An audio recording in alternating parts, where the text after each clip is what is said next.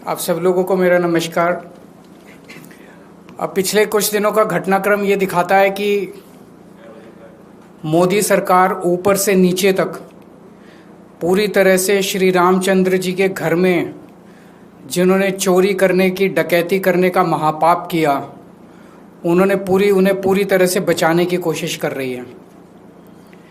वहाँ पे ज़मीनों के बड़े बड़े घोटाले हुए, जिसके कागज़ सारे मौजूद हैं। 2 करोड़ की ज़मीन 18 करोड़ में मंदिर ट्रस्ट ने खरीदी, 3 करोड़ की इतने में खरीदी, सारे कागज़ मौजूद हैं। उसके बावजूद उस पर कोई जांच नहीं हो रही, कोई एफआईआर नहीं हो रही, किसी को गिरफ्तार नहीं किया जा रहा। वहाँ पे कंस्ट्रक्शन के निर्माण में किन कंपनियों को ठेके दिए गए, खुले आरोप लग रहे हैं। उनके इंजीनियर कह रहे हैं कंस्ट्रक्शन के कि 40% कमीशन मांगा जाता था, उसकी कोई जांच नहीं हो रही। इतने बड़े स्तर के ऊपर चढ़ावे की चोरी हुई, सीसीटीवी कैमरे के अंदर इतने सारे इंसिडेंट्स आए, उसकी कोई जांच नहीं हो रही। 8 छोटे छोटे लोगों को बस पकड़ के जेल में डाल दिया और उस बाकी सब बड़े बड़े लोगों को बचाने की कोशिश की जा रही है। ऐसे में अब जनता को आवाज़ उठानी पड़ेगी, प्रभु की शरण में जाना होगा। तो इस इतवार को 11:30 बजे रोहिणी में हम लोग सुंदरकांड का पाठ करेंगे।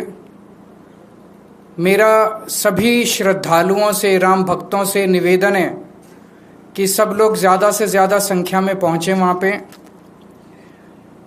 एड्रेस है JMD टेंट, जापानी पार्क, सेक्टर 10, रोहिणी। सबको पता है, काफ़ी फेमस जगह है जापानी park, sector 10, Rohini, JMD tent. यहाँ पे ज़्यादा से ज़्यादा संख्या में पहुँचे। 11:30 बजे सुंदरकांड का पाठ होगा और वहाँ से भगवान का आशीर्वाद लेके, हनुमान जी का आशीर्वाद लेके एक सिग्नेचर कैंपेन शुरू किया जाएगा देश भर में, दिल्ली में भी और अन्य राज्यों में जहाँ जहाँ आम आदमी पार्टी के वॉलंटियर्स हैं। और केवल ये आम आदमी पार्टी का नहीं है, जहाँ जहाँ राम भक्त हैं, श्रद्धालु हैं, जो इस पूरे घटनाक्रम से पीड़ित हैं, वो सब लोग ये सिग्नेचर कैंपेन करेंगे। सिग्नेचर कैंपेन में ये चिट्ठी है एक नागरिक की, आम नागरिक की, प्रधानमंत्री मोदी जी के नाम। चिट्ठी मैं आपको पढ़ के सुना देता हूँ। आदरणीय प्रधानमंत्री जी, श्री राम मंदिर में हुई चढ़ावा चोरी ने, ये एक नागरिक अपने प्रधानमंत्री को लिख रहा है जिस पे वो साइन करेगा। श्री राम मंदिर में हुई चढ़ावा चोरी ने मुझे अंदर तक झकझोर दिया है। करोड़ों श्रद्धालुओं ने अपनी छोटी बड़ी बचत से श्री राम मंदिर के निर्माण में योगदान दिया था। कई लोगों ने तो अपनी पूरी जिंदगी की जमा पूंजी दे दी। अधिकांश लोगों ने रसीद तक नहीं मांगी। सब ने सोचा ये तो भगवान का घर है, यहाँ हिसाब क्या मांगना। आज उस विश्वास को भारी ठेस पहुंची है। श्री राम मंदिर से संबंधित हर कार्य प्रधानमंत्री जी आपने आगे बढ़ चढ़ के किए। श्रीमान राम जन्मभूमि तीर्थ क्षेत्र ट्रस्ट आपने बनाया, उसके हर मेंबर को आपने व्यक्तिगत रूप से चुन के नियुक्त किया। ये सभी ट्रस्ट के मेंबर आपके बेहद करीबी माने जाते हैं।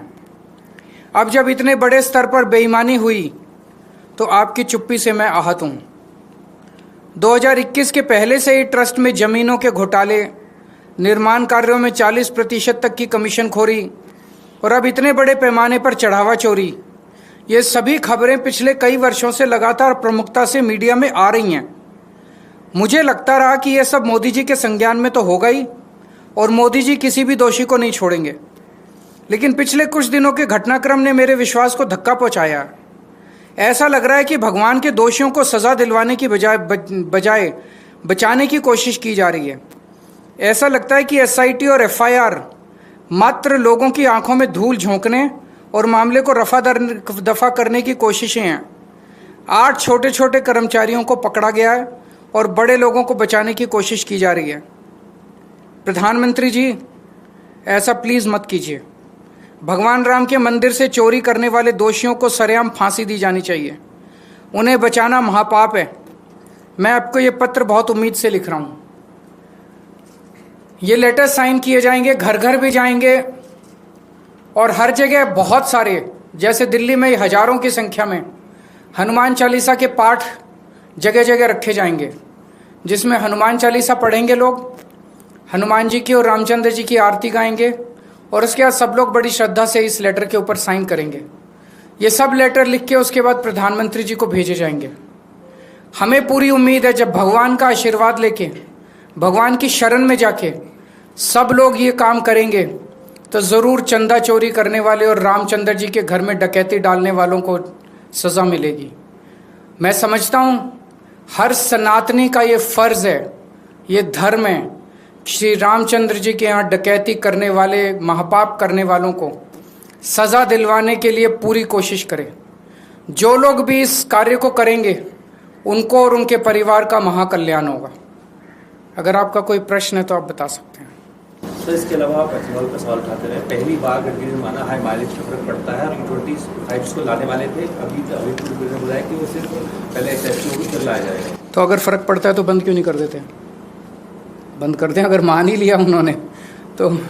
कल हरदीप पुरी जी का देख रहा था, वो भी कह रहे थे हाँ थोड़े थोड़े गास्केट तो खराब होते हैं। तो गास्केट भी खराब होते हैं, माइलेज पे भी फर्क पड़ता है, फिर भी जिद पे अड़े हुए हैं। सर, आपकी पार्टी से जो अलग हुए थे, विकास पार्टी बनी थी जो आज भगवान राम का थोड़ा सा श्रद्धा के साथ हम बात करते हैं। ठीक है। आज वही बीजेपी में विलय कर रहे हैं। कौन? जो 8-7 लोग। अच्छा, वो IVP वाले। ठीक है, कोई नहीं। Thank you.